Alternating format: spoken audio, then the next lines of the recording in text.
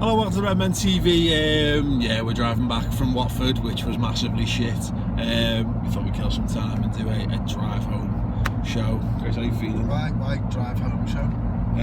Because that's its name. That's what we're doing. Yeah. Does it need the... It's a quotation. Oh, right, okay. It's a direct quote from what it's called.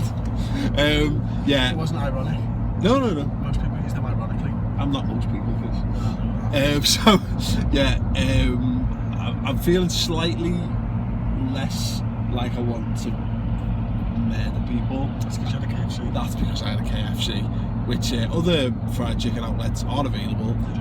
I just haven't eaten one of them, so I can't attest to that right here and right now. That match was just shit, fully shit. It was wanky.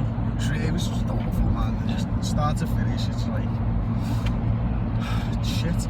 You see why people get so pissed off with footy, you know, you make the fucking journey. You feel like you know something because you fucking come this far and stuff like that. You're not. Absolutely, yeah. People feel like that, and that's what, like, when you go so far and you watch that and you're like, oh, fucking why did it bother my ass? Well, I know why it bothered my ass, because I love Liverpool Football Club. Yeah. But I wish they were better. It was all that, I guess, yeah, yeah, all of that. It's not even that I'm fucking bothered about. I don't care that I've gone, you know, because I wanted to go. You know what I mean? It's just it's just how shit it was, and the worst thing is that I don't know why it was that. I don't understand why it was that shit, and I think it's dead easy with hindsight to go, do the formation or the fucking, you know, or the setup or blah blah, or it's all Bogdan's fault or whatever, and yeah, probably all of those things, but just in terms of like, it just was wrong. Everything about that was just fucking miles wrong, and I think I do wonder sometimes whether it is the players on the pitch. And again, I said it pretty much. It's individual errors again. Fucking Bogdan doesn't drop that ball. That could be a completely different game. Could be. It's not, unfortunately. But look, we've been saying this for 2 years now. I remember saying last season, I was like, individual errors, that's our problem.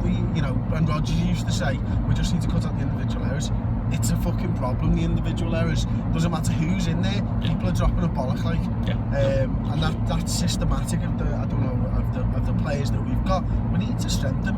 We badly need to strengthen. You can see that when you're going up against a team like Watford. No disrespect to them, they were brilliant today, like.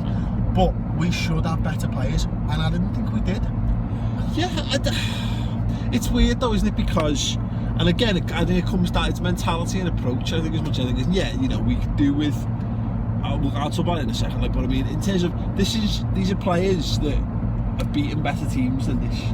You know what I mean? Like, we went to exactly, you know, and like I said, it comes down to those moments of just fucking madness, and it's annoying because, like, Saka was an example today.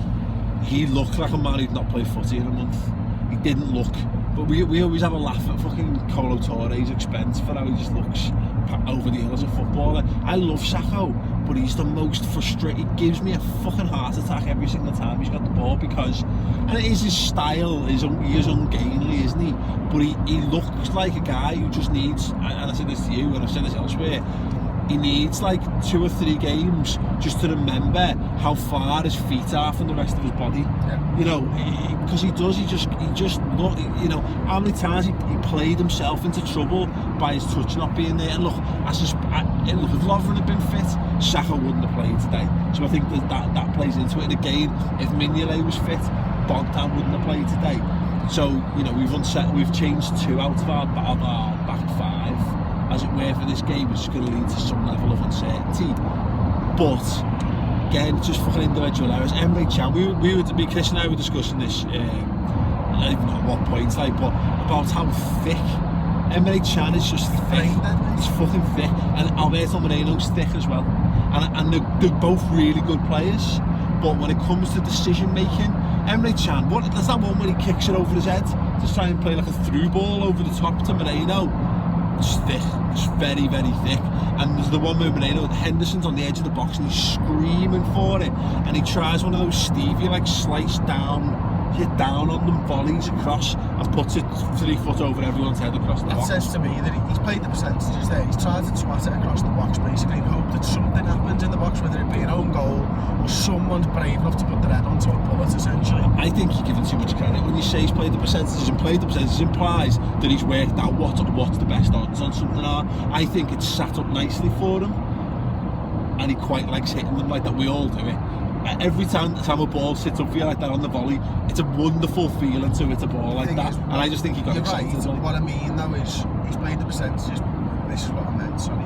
Is that he's hit it across the box instead of picking a man out, which is a harder pass to make, and actually just going for that one person. He's gone, well, if I do it this way, 3 or 4 people might have a chance. I also, where he's going for the back post. Again, I just think he's hit it because he kind of likes hitting it like that. There's a chance that could have gone in. There's a chance it could have fucking gone. It could have gone anywhere. You've got, unless you're Steven Gerrard and you've got 40 yards to fucking hit that into.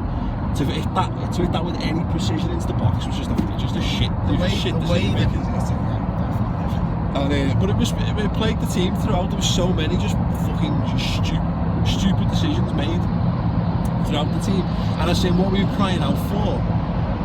And I said to you, it's not Gerrard, but it's someone who is just a cool head who's been there.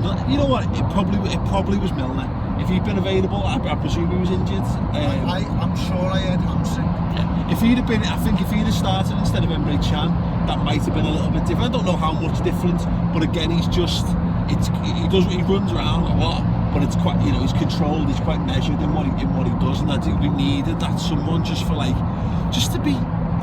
have a grip on what to do in certain situations. And Henderson was the only one I thought who remotely looked like he was doing that a little bit from Coutinho. The problem with Henderson was he was too far to the right hand side. He needed to be central to everything that was happening because he was the only person playing well. He's fallen foul though of, you're right, it would have been great to have him running through more centrally, but he's also our best crosser of the ball, and he was doing that. We needed 2 of him on the pitch there, because I actually didn't have a problem with him being further wide right. It gave him a bit of space to operate, and he saw him get into the box, and he's got a decent ball. When he does attack his man, and he got one-on-one with the fullback on 3 occasions that I can remember. He hasn't got the pace or the skills to go round him. So there was 3 possible chances there where he could have got across it if he'd been able to beat his man. But on the flip side, he puts that ball over to Lallana, doesn't he? He plays a great ball over to Alberto Moreno from the right hand side. Yeah, but he can do that drifting from the centre. If there's someone hugging the touchline, who's to say he can't roll over 15 yards and play that ball that you're talking about? Yeah, I suppose you're right. But again, I wonder how much of it was just down to him just trying to fucking make something happen. As much as that he was going where we needed to, exactly. And that was the problem with him. We needed more Hendersons on the pitch, which is weird because going back a few years, imagine saying those words. But he looked the only one likely. He looked the most dangerous person. He looked a class above most of our players on the pitch, which some would consider that a really worrying thing. It's good because at least it shows your captain's good, but people should be stepping up to that level and improving upon it. And it's like we got the situation. Someone asked the question, I think, on Twitter, do we need Lucas to start in that game? And ultimately, he did an admirable job as a backup centre half in that. But again, I kind of agree with that to some extent. Go for it or not. We're not playing Man City away from home. We're not playing Chelsea away from home. I get going back to your, and you use this and I'll use this, in that way now, away formation. But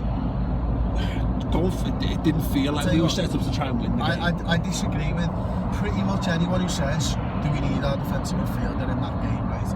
Because I'll tell you something, Chelsea last season won the league. Did Matic play in every game? Yeah, they did. Barcelona play with Busquets in every fucking game. Yeah. Xabi Alonso plays every fucking game for Bayern Munich. That's the way the team's built. Yeah. You can't just go, actually, for this game and that game, we're not going to have that player. Yeah. They're too intricate, they're too vital to the way that the teams play. Yeah. So that's an argument that I just completely disagree with. Now, ask me if I fucking think we need 2 older mids. I'll say, yeah, we don't need 2 older mids. Yeah. Back when Benitez was playing Mascherano and Xabi Alonso, I totally get we don't need 2 at home. Yeah. But one, when that's the way that you play football and he's your only defensive midfielder, then you need your defensive midfielder. I know, yeah, you're right. I think again, it's those players in the attacking positions didn't work for Firmino at all today. Don't know what. There was one point where he was trying to dribble that wide one. I think it was once Origi come on, and he should have been nipping at the heels of the guy who beat him to it. Like Suarez would have been doing it, trying to get his foot around everything. And Firmino was just very much like, he's got this, it's fine. You know what I mean? Like, oh well, whatever. He needs to be just far feistier. He needs to do what Deeney fucking did to us. Just fucking harry everything, make mistakes happen. That's I'm starting to think it's not in his character, or you know what I mean? I don't know what it is. I thought it was, but it doesn't look like it is. And you're right, because that's it. That's what they did better than us. All their fucking players were bang up for it, and most of ours didn't seem to be at all. And the thing is, let's it's all well and good. Again, I'm criticising it, but like the formation, you don't start Firmino there. You start Benteke up front. Is he going to do that? And we've already seen. I actually thought that was Origi's best game, holding on his own, leading the line. But if we'd started with him on his own front, we've seen that doesn't. You know what I mean? There was no guarantees that would have worked. But we did play better when we put him on and went, fuck it, we're just gonna start playing balls over the top.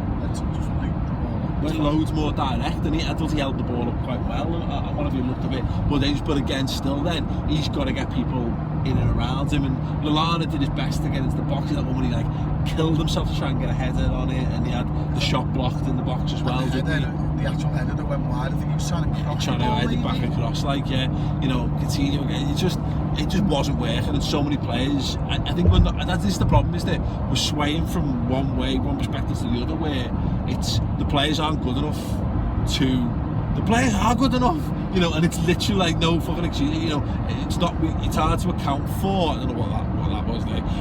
It's hard to account for bad performances or whatever. There's a natural tendency to be like naughty shit if they don't perform, but there's going to be increasing calls for that if these players don't actually turn the form around, because you know this December was supposed to be a very good month, and if we'd had even a half decent month so far, we'd be, if not in the top four, within touching it. Watford a point outside the top four at the minute.